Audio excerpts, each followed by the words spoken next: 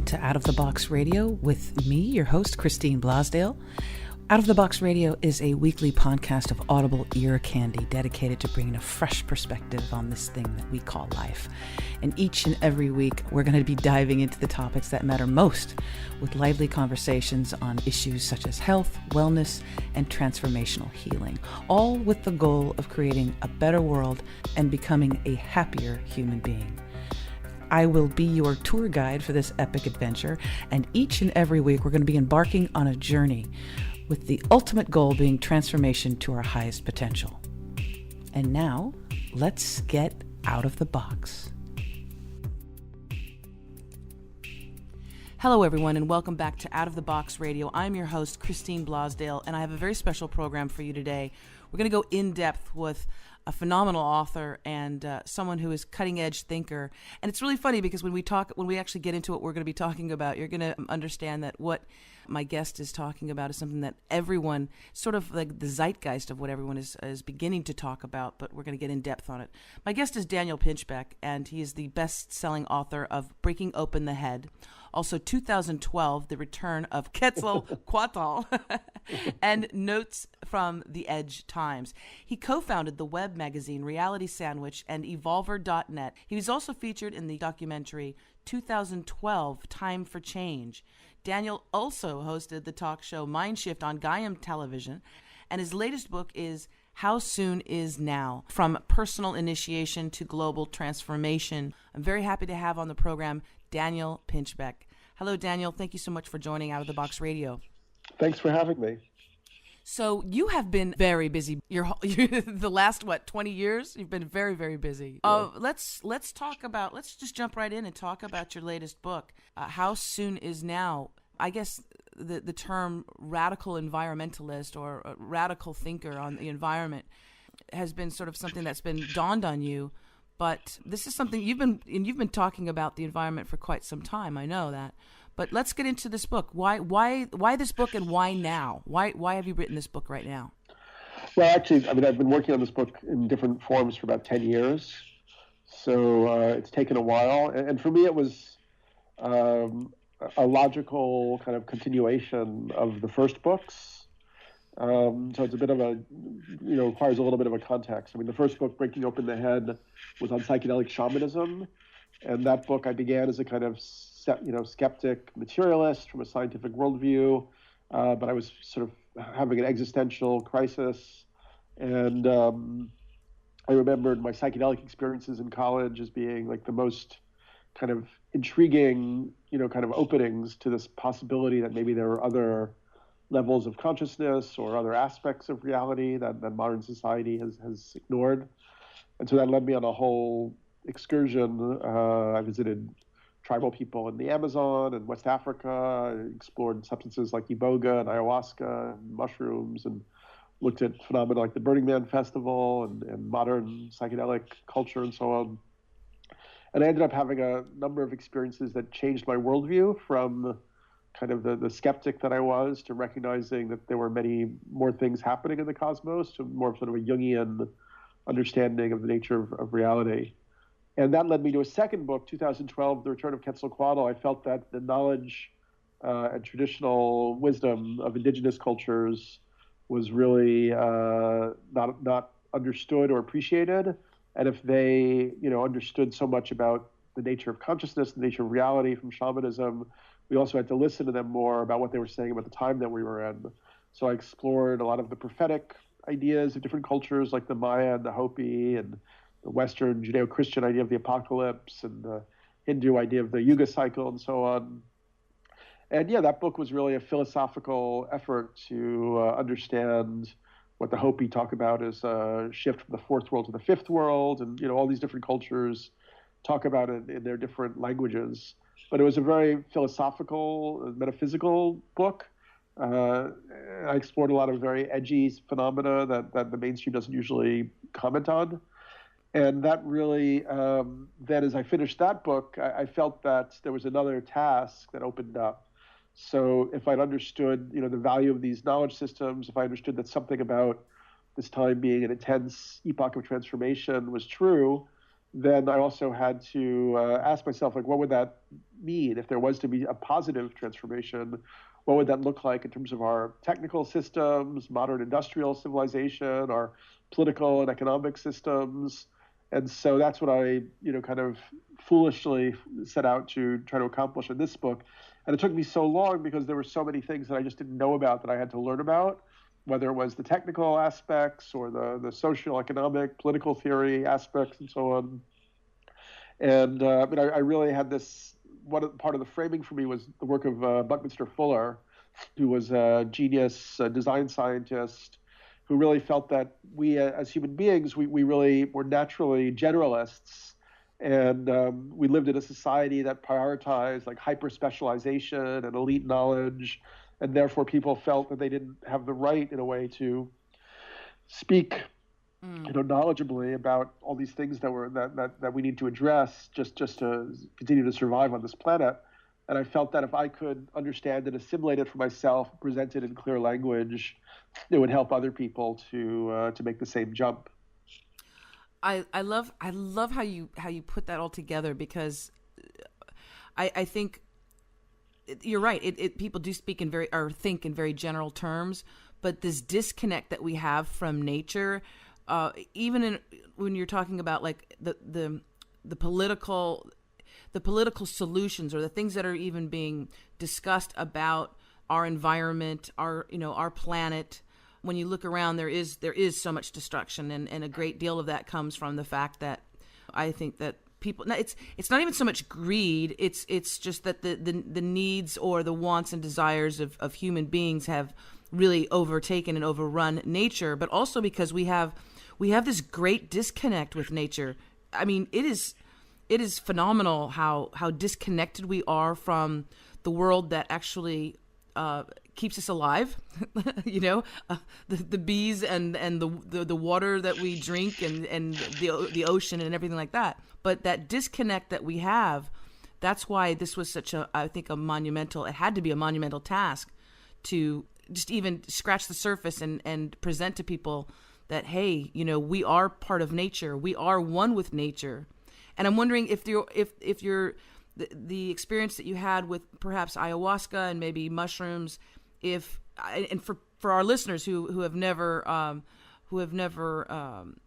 imbibed in that sort of tradition and connected with nature, I know personally that it is a life-changing event when you do truly connect with the world around you and nature. Can you talk a little bit about perhaps how those experiences that you had on those different substances and medicines, how that connected you to the world around us, and in particular the plants and animals and life all around us? Yeah, I mean, it's also, sometimes it's kind of funny because, like, in a way, I'm not a very like nature-centered person. Like, I grew up in the middle of Manhattan. Like, Manhattan is kind of my indigenous island. Like, I'm an Eskimo Right. from Manhattan. And, in a way, like, I have much more experience of, like, bookstores and revival houses and so on, and the cafes than I do of, forests and jungles and so on. So, but sure, I mean, I think, I remember my first psychedelic experiences in college, made me very aware of this kind of logic in nature, this wisdom in nature. And the sense that our human constructs were actually, I think, kind of like transitional structures that we had, sort of confused to believe that they were totally stable and immutable.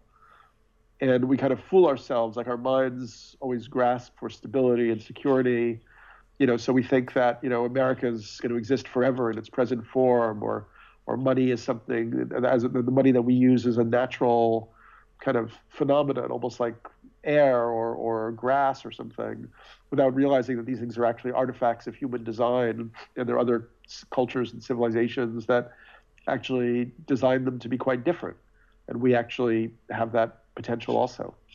On reading on the book a little bit of the background, you state that the central thesis is that humanity has unconsciously self-willed ecological catastrophe to bring about a transcendence of our current condition. I love that. I absolutely love that. And it's so massive what that whole bit is. But let's talk about the first part. Unconsciously self-willing ecological catastrophe. Are human beings just is there this innate drive in us to destroy ourselves?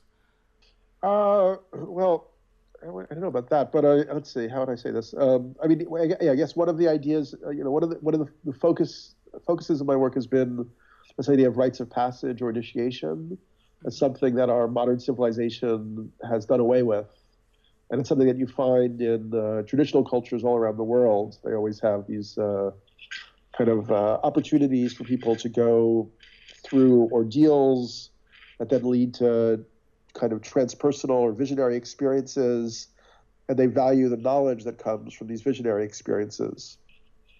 So this is actually something that I think is very innate to being human, and I guess part of my concept came from reading people like Walter Benjamin, who was a German Jewish thinker between the First and Second World War, and he looked at the First World War as something that had to do with kind of when he talked about humanity's inevitable need to sort of commune with the cosmic forces, and that either we do this creatively and constructively through kind of initiations and ceremony and ritual that are designed to bring about this awareness, or we kind of unconsciously inflict it upon ourselves through epochs of destruction like wars and so on. And yeah, if you look at the ecological crisis, it does seem like something that we've known about for a long time.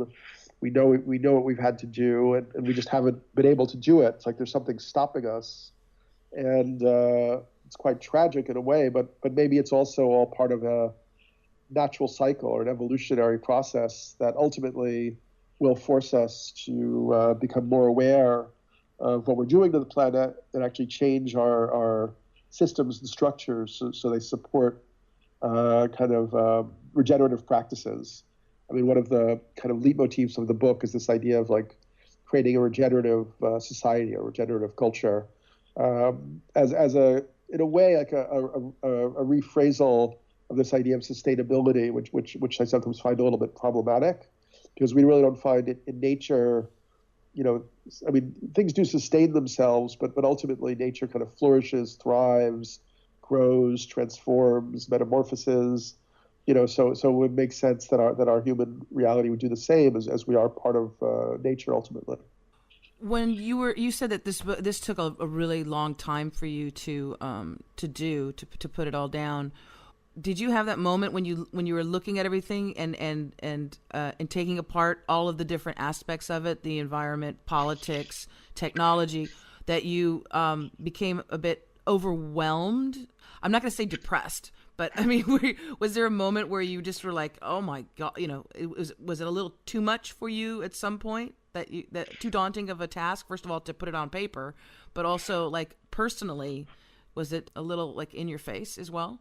I think in some ways it was it's been a heavy experience. I felt like I was holding all of this knowledge that people really needed to have, but people don't want to confront it because it's so daunting. It can be so demoralizing. But we don't really have a choice anymore. Like we have to face what's happening because our own existence and certainly the existence of our children and grandchildren are very, very in jeopardy because of the disregard we've had for the Earth's ecological balance. What would you say? And I know that you can't put anything sort of in a real hierarchy, but in order of importance, or the things what was the things that really jumped out at you as being the most important, the things and aspects and processes that we must change, like right away, or that are maybe overdue? I don't know, but what were the things that really popped up at you? Like, oh my God, we got to do this. We've got to start on this now. Yeah, I mean, for instance, if we're going to sort of salvage, our civilization, we somehow have to engineer a rapid transition to renewable energy, not over 50 or 100 years, as sort of COP21 laid out, but there's no reason we couldn't do it in 10 or 20 years. I mean, we have all the knowledge, we have the technologies. It would just require something like a massive civil society movement. And we have seen in the past, humanity has rallied to accomplish goals collectively. So, for instance, we could look at the U.S. after Pearl Harbor in World War II. We transitioned all of our factories for wartime production in just 3 months, and we taxed the wealthy at over 90%. So all those resources could be put into the war effort. So in terms of what we need to do, in terms of the energy systems, we also need to make a systemic transition in agriculture paradigm away from industrial farming back to kind of permaculture, regenerative farming practices, no-till, permaculture, organic, because we're really depleting the Earth's topsoil, and also a lot of the kind of global warming is caused by our industrial farming practices and meat eating and so on. So that's one area. I mean, it's all kind of a paradigm in a way, because we can't really change, I don't think, the technical support systems like farming and energy until we also address the economic and political systems, particularly the economic system, I guess, which is in its own way radically unsustainable, as it over rewards certain types of activities that actually aren't very healthy, doesn't even allow for other activities that are necessary. I guess it's all interrelated. It's all when you start to peel the layers of the onion back, it's all interrelated. In other words, the political machinations all lead into the different economies, all lead into the different ways of energy. I know as well that that there's so many different solutions for our energy dependence on fossil fuels, but the will, when you have a small group of people making a lot of money off of a very dirty process, be it either oil or coal or nuclear, then the masses are sort of, maybe it just comes down to education, but like you said, there needs to be a mass movement of people demanding change, because right now the few people at the top who are making a lot of money off of those processes, they don't want to change. They don't want to see us really harness the power of the sun. Yeah, I guess one thing that I try not to do is to blame or to create kind of an othering, because I think that's been part of the problem maybe of the progressive community and the left.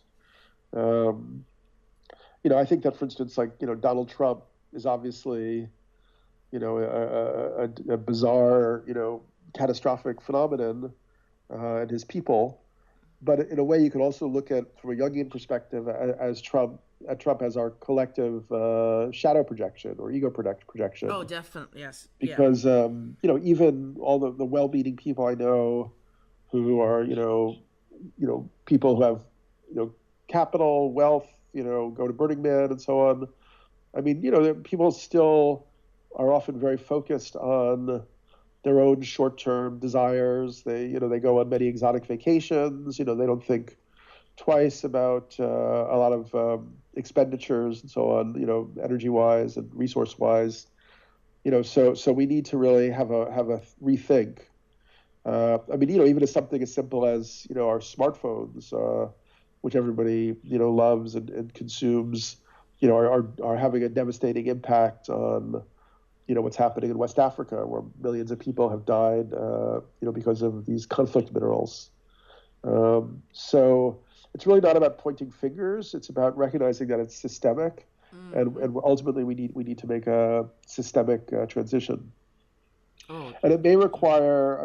The word sacrifice is not really a very popular idea anymore, but it may require short-term readjustments in everybody's behavior.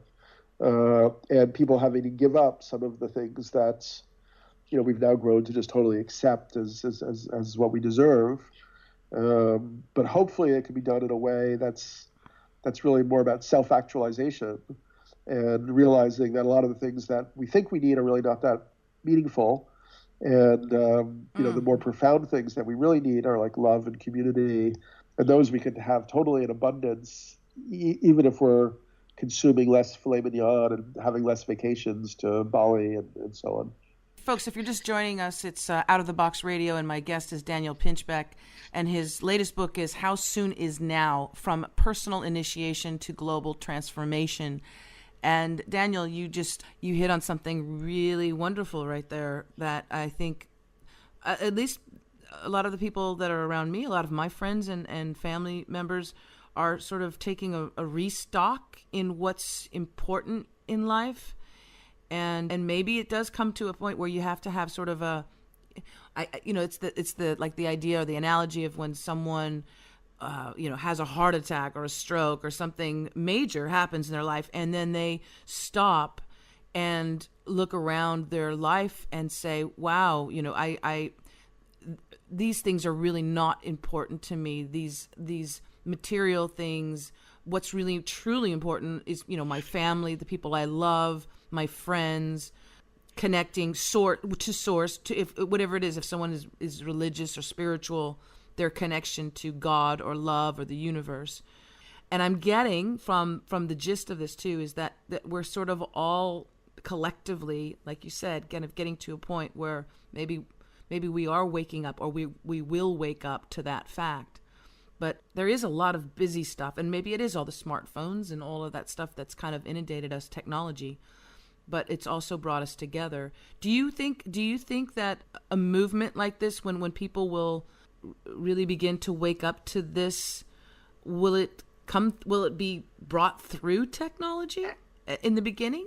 Yeah, I think that I'm definitely not a Luddite. I do think we need to kind of like interrogate our connection to technology mindfully. And I in the book and in my other book, the 2012 book, I critique this sort of idea of the singularity that's become so popular. This idea that we're going to, that the sort of evolutionary thrust is to merge with our machines. I don't like that. I don't like that at all. But I do think that we could use mechanization to our benefit. In a way, we almost need to create like a new synthesis of aspects of indigenous cultures and kind of our postmodernist technological reality. And so, for instance, like we're seeing more high-tech automation, and that's threatening a lot of jobs. And it's one reason that Trump won the election, is that he promised that he would bring back the golden age of industrial jobs. And we know that that's a lie. That basically there's going to be more and more automation, and a lot of the types of jobs that people used to do, there's not going to be any need for anymore. And interestingly enough, it's not just people like factory workers and truck drivers. It's also like stock traders and even doctors and so on. They ultimately get replaced in certain ways. And I think we can see that as actually positive, because what's the purpose of our lives anyway? Like if we could free ourselves from drudgery, from repetitive and pointless tasks, in theory we would have a lot more time to spend with our loved ones, to work on creative pursuits, to learn new languages or musical instruments or whatever people's deepest desires are. And this is an idea that I was really inspired by from actually an essay that Oscar Wilde wrote called The Soul of Man Under Socialism, where he argued that ultimately we needed to have sort of full automation to liberate human beings, to cultivate their unique individuality. I think it's interesting because I think we're such creatures of comfort, and also and this whole and technology as well. I utilize technology. I'm utilizing technology right now. Obviously to talk to you, I'm talking to you over thousands and thousands of miles away, and bringing your voice to thousands of people who will, hear the ideas, will hopefully pick up the book and expand their consciousness a little bit and learn something that they didn't know. So it's this delicate balance, like you said, it's this delicate balance of using those technologies perhaps in a way to get more connected to our soul. The programs that I've done on Out of the Box Radio, a lot of them, it is about bringing ourselves back to our connection to source. Because for so many years, so many decades, centuries, we've been separated from source, or we've been, through religion and dogma, separated from each other, separated from nature, separated from just about everything that really, really, truly gives ourselves like that meaning.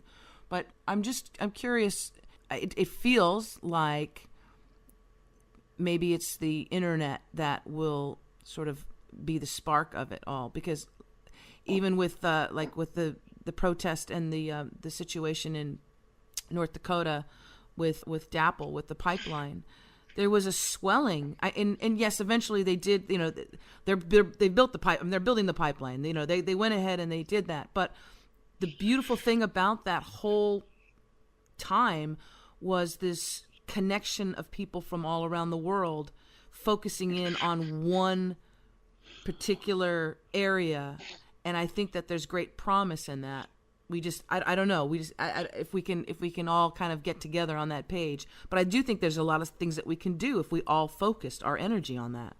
You talk about focusing our energy on making some changes.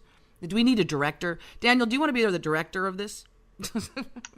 Well, I don't know if it needs a director, but I think it needs direction, and that's one reason why I felt it was important to write this book, because on the the progressive worlds, people who want to see greater equality of wealth and privilege and more ecologically balanced future.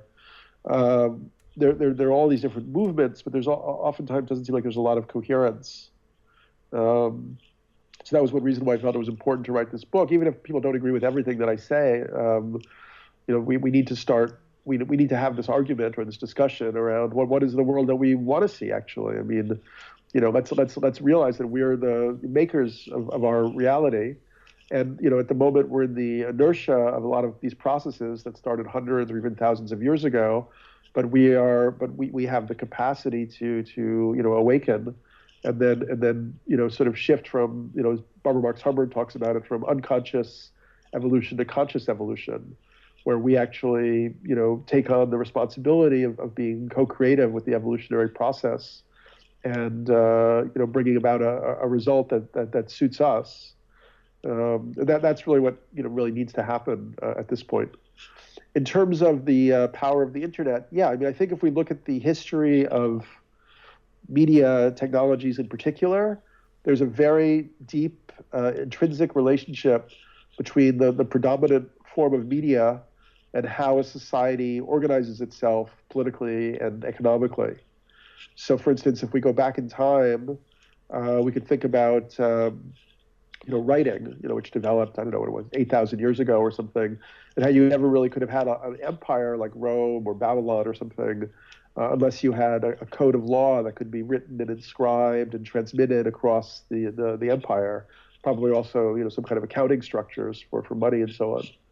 So then you could never have had a modern democratic nation state like the U.S. or the countries of the European Union or all the countries in the world right now, until you had a printing press, which would get enough current information out to the people so they could be part of at least a limited democratic process, choosing their representatives every few years and so on. So now we have a new, very powerful media technology beyond the printing press, beyond writing, which is the internet, which is an interactive medium that now links everybody on the planet together, continuously and instantaneously. And it feels like that should ultimately lead to a new way of organizing ourselves politically, and also different options for us to share resources in a more equitable way. So that's something I look at, whether it's the blockchain or tools for participatory democracy that could scale up from local levels to regional, bioregional levels, even creating like a planetary federation where everybody had the ability to input. I mean, this whole model that we have now, that well, we have to realize that the governments we have now were created in the 18th century, when things moved a lot slower, when information only traveled at like a horse and buggy speed, or or scooter ships were the way you got around the planet, and so on. And so it's kind of like antiquated or outmoded technology, social technology. And I think that's very clear with this election.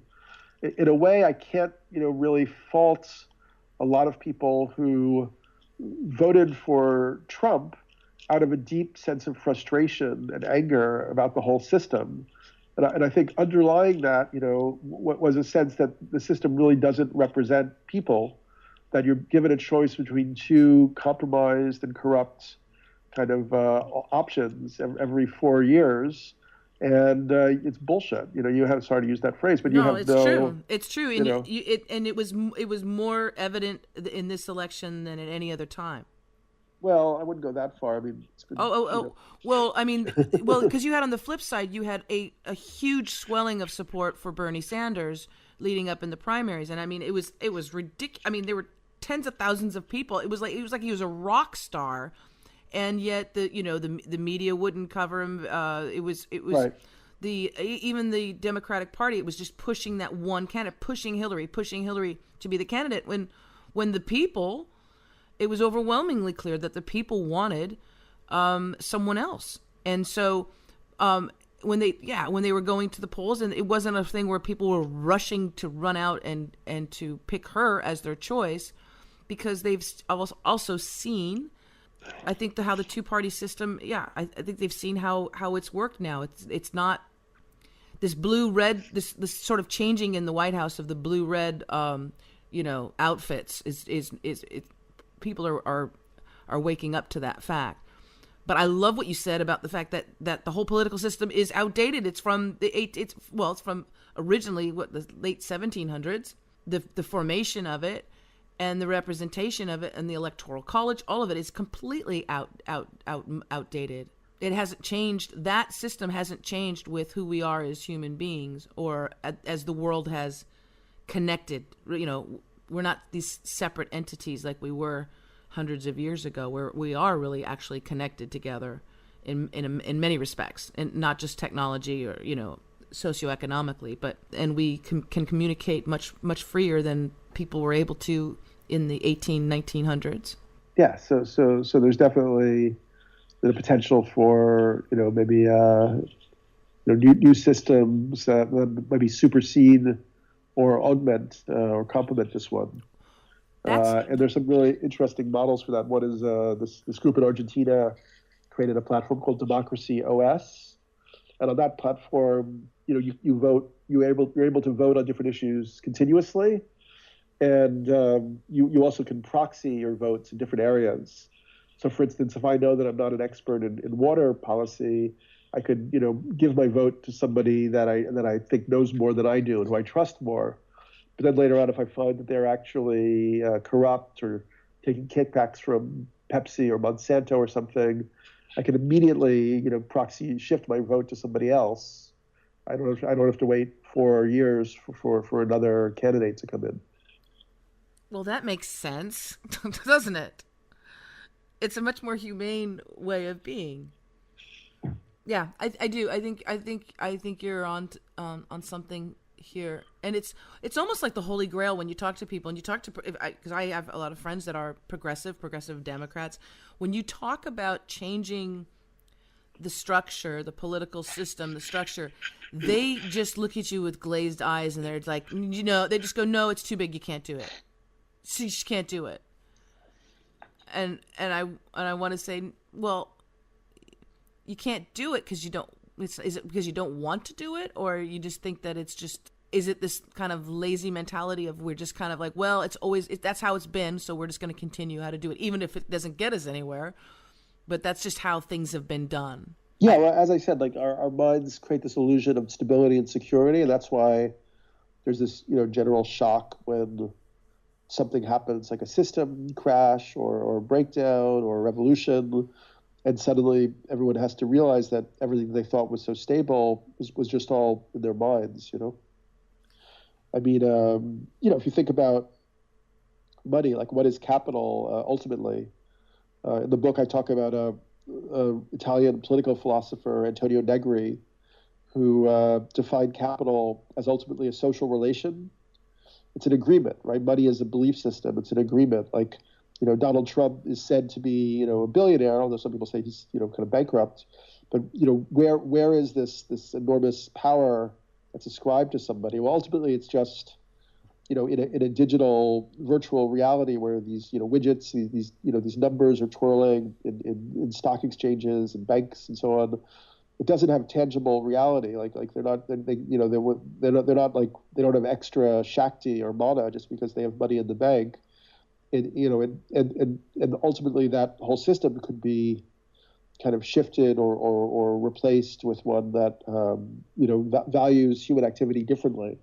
I mean, there's no actual reason, in objective terms, why somebody who takes care of elderly people or sick people or children should make a zillion times exponentially less than somebody whose job is to sit at a computer terminal manipulating value on currencies or shares or whatever. It's just the value that our society is ascribing to certain activities because it supports a whole system of power and privilege. In the subtitle of your book, How Soon Is Now, the subtitle is From Personal Initiation to Global Transformation. When it comes to personal initiation, are there some sort of baby steps? Because it's a little overwhelming for people because there's so much. But are there sort of like little baby steps that you recommend people, that little things that they can do in their own personal life, even if it's just changing the way that they look at money or the way that they look at their connection with technology, but just some ideas that you can throw out to our listeners that they can begin this process? Because I know it's, like I said, it's unraveling like that, that little string that's on your sweater. It just keeps going. But maybe some little baby steps that people can take personally. Yeah, I mean, I think I guess part of my argument is that it's really important for people to have more of the comprehensive systemic vantage point, so they can understand, why the system that we're in now is kind of in a doom spiral, and how, what areas need to change and what are the levers, for that change. And that everybody, has their own individual lives and things that are going on for them. And, obviously, eliminating or reducing the amount of meat people consume is an easy, low-hanging fruit to help the planet.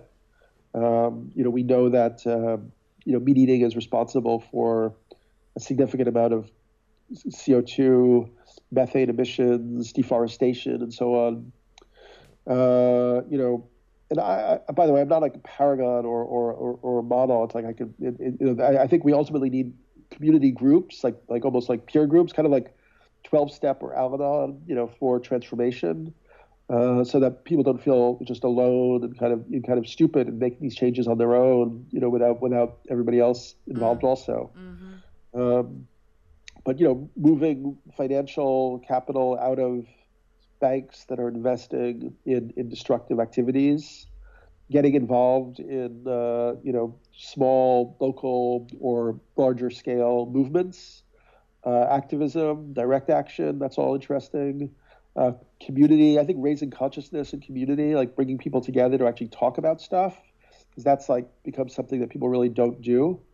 Also, we have to recognize like just how regimented our whole social structure has become, and how people really internalize the regimentation because they're so indoctrinated into it. Like I gave a talk a few days ago with a friend of mine, Charles Eisenstein, at a museum in New York, the Rubin Museum, and we actually have some very profound disagreements.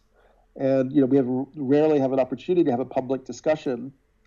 So we really only had a half hour to go back and forth. Then we were taking Q&A, and after it, I was left with this like profound sadness, because I actually realized that we needed something like 5 or 10 hours, and actually, if you look at how tribal societies functioned, they would also always happen. They would have these things called tribal councils, like North American tribes would come together, and you don't just like talk for an hour, like some televised debate, and then think you solved the issues.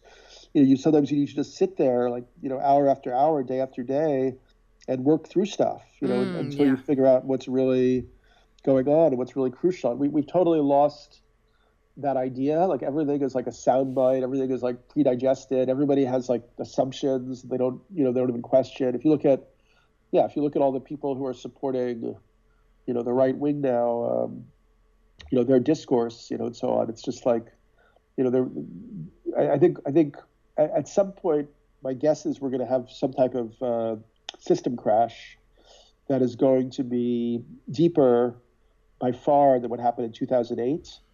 And at that point, we're going to have to sort of choose the future direction.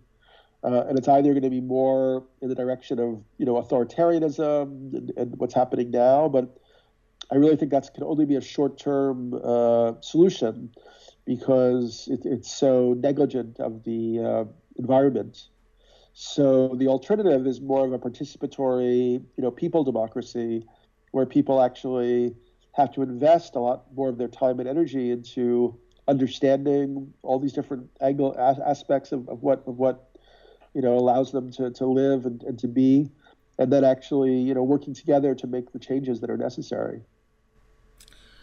I love the idea too of instead of being reliant on these little sound bites and keeping everything in short form, to sitting down and having a full discussion and really getting into the meat and potatoes, so to speak, getting into the real nuts and bolts of what the issue is, whatever it is, whatever you're talking about. And that is something that we do. We lack, maybe because also we fill our lives with so much. And so we feel like we're so busy, but there is nothing like that, having that ability to actually sit down, and especially with someone that you don't agree with or someone that has a different perspective. I love the fact of being able to really sit down and talk about whatever particular issue that you have, and someone has a completely different perspective on it. When you sit down and you talk with them long enough, you actually find that you have so much more in common. Instead of this, instead of this right left paradigm, or this, Republican Democrat paradigm, or this, religious atheist paradigm, when you actually sit down and get down to it, we share a lot in common with one another. It's just the way that we express ourselves, I think, sometimes can be quite different. But I love the idea of being able to sit down and have those deep, meaningful discussions. That is something that's quite rare right now. But that's what I like about this. That's what I like. One reason why I like the program is because I can actually, we're not interrupted by a commercial break. I don't need to keep things small and tight with my guest. I can actually sit there and expand, and we can talk a little bit more about, like, what did you mean by that, and get into the subject matter a little bit deeper. And that's awesome. Yeah, and I think it's something that's really, really needed and required. So with all of this, the work that you've been doing throughout the years, and expanding not only your consciousness but also helping people as well rethink maybe the way that they've been relating themselves to the world around them. What do you have that you want to do still? Because I know, you've traveled quite a bit. You've experienced quite a few different cultures. What's in the future for you, Daniel? What do you want to go and explore or learn about? There's a lot of different levels. Obviously, I still really love writing, and in fact, I have an assignment contract to write a book on ayahuasca. So that's something I really want to do. I started one company, which I'm not really actively involved with it, but it's still going pretty well, called Evolver. They publish a web magazine, Reality Sandwich, and have a platform called evolver.net, and do video teleseminars and e-commerce with focused on herbal products and so on. I do believe that if we're going to deal with our present situation, we need some new media alternatives, and ultimately what we really need is something that is, sort of like as big and powerful as Fox News, but that has such a global impact, but is much more focused on solutions that inspires people to do their best. That isn't so based on fear and creating anxiety and so on. So if there's any way that I could either help bring such a thing like that into existence or support it when it comes into existence, that would really be meaningful to me. Spiritually, I mean, I'd still like to continue my own quest for self-knowledge, and ultimately I'm very interested also in community. As I get older, I'm thinking about, I see a whole movement of a lot of friends of mine are beginning to create the kind of like outside communities, alternative land spaces, and so on. In the book, I talked about community, love, and sexuality. And I propose that part of this, transition may ultimately involve a widening of the range of possible kind of love, relationship, erotic connections that people could have.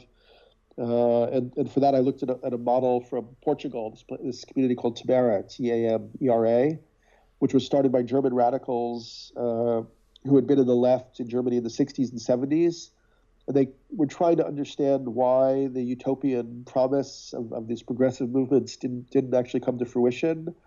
And they began to realize that it was actually core issues around love and sexuality, possessiveness, jealousy, envy, that fractured these movements. And that this whole area of love and sexuality was actually a very political area, that people didn't yet have the level of consciousness needed to kind of bring it fully into their awareness and analyze and understand it, the way we might analyze and understand, something else like, social tool or whatever, ecosystem or something. So they ultimately created an alternative social design for a community based on non-possessive, transparent relationships that are rooted in authentic connection and trust. And they've been fine-tuning it for many years. And I think it's quite a profound alternative and an amazing model to see. And I see more communities around the world learning from Tamera and absorbing some of their practices and adopting them. That is so beautiful, because that is something that, wow, that makes so much, that makes so much sense, because when it all comes down to it, the interpersonal relationships that we have with another human being and those things that we deal with, the jealousy, insecurity, ego, right? That's all reflective in the outside world with everything that we do, business, politics, all of that. It's interconnected, and it's having that deep trust and connection with another human being without having to own them. We're an ownership society, I think, or we've been an ownership society for so long. Daniel, I think that is a beautiful thing. Can you say the name again of the town? Is it a town or a city? No, it's a community of about 170 people. They do take visitors, particularly in the summer months. Uh-huh. It's Tamera, Tamera. The website is tamera.org, O-R-G. I mean, a lot of people, when you bring this stuff up, feel, open relationships and sexual liberation. We tried that in the 60s and we failed, and it doesn't work, But actually, if sometimes you need to, have more experiment and more time. And, when experiments ultimately work, then it creates something new that then becomes something that more people can access, So it may be that their experiment will ultimately become something that's like a foundation for a new way of being. People think that, it can't work because, the nuclear family is natural. But actually, the nuclear family is not natural. If you visit tribal societies, you find that having more of a community structure for families and for child rearing, it seems to be much more innate and organic. And the sort of the idea of the monogamous couple who are working all the time, who then have kids, and the mother that has to sacrifice usually a lot of her time and life energy and career to take care of the kid. I mean, it's a very poor design compared to a system where you have like maybe a community that supports childcare, so that in Tamara, a lot of the children past a certain age end up living together in a sort of children's area, and they can still see their parents all the time. They're all living on the same land, but the parents, and I would say in particular the mothers, are much more freed up to to use their energy for other things, both work and other relationships, and that I think removes one of the big boundaries that makes kind of less conscripted partnerships hard to pull off in modern society. I was just speaking to someone just recently about that, and well, with her, she has 2 children, and the stress and the pressure it is for her to raise, and she's raising them on her own, which is like, it boggles the mind how hard that is, especially a preteen and a little bit younger child. But how beautiful would it be to have a community to rely on? So, like you said, so that the mother can be freed up, and of course that connection she's going to have with her children is always there, but it would free her up, so to speak, so that she knows that the basic needs, let's say, making sure that there's dinner on the table or whatever. If it's more of a communal structure, those worries are not, taking up all of your time. So then you can spend more time actually, being when you're with your children, showing them that love and that connection, and then also freeing yourself up to experience life and love and all those beautiful things, even just even picking up a hobby or, playing music, and that enriches those children as well, because they see that in their mother. It's such a great, it's a much smarter model than what we've been doing. I think so. And I don't have children, but I know I was a child. I was, and it would have been so much, wow, how beautiful to have all those different inputs from people too. Yeah. Community. Wow, the time has gone by so fast. I want to remind people to, if you can, please pick up Daniel Pinchbeck's brand new book. It's called How Soon Is Now: From Personal Initiation to Global Transformation. And Daniel, is there a place where people can? I know you have a website, but also people can get the book on Amazon, but also through your website as well. No, just through Amazon. Through Amazon. There is a website that has more information about the book, howsoonisnow.info. Great. People can also join our, mailing list, and I'll send them, little essays and tell them about events that are happening. I've got all the normal social media type stuff like Facebook and Twitter and stuff like that. And so, if people want to find out if you're doing any book signings or any speaking events, they can. Where's the best place to find out if you're going to be speaking anywhere? I would say joining up the mailing list. There's also on the website, there's an events section. Wonderful. Thank you so much, Daniel. I appreciate you coming on Out of the Box Radio, and on your next adventure, you're welcome back anytime. But I want to thank you so much for coming on the show today. Thanks for having me. It was great to chat. All right. And thank you, listeners, for tuning in to Out of the Box Radio. Remember to tune in next week as well. And always, always think outside the box. Bye for now.